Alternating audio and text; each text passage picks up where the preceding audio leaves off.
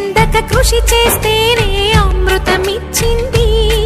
అవరోధాల దీవుల్లో ఆనంద నిధి ఉన్నది. కష్టాల వారధి దాటిన వారికి సొంతమవుతుంది. తెలుసుకుంటే సత్యమిది, తలచుకుంటే సాధ్యమిది.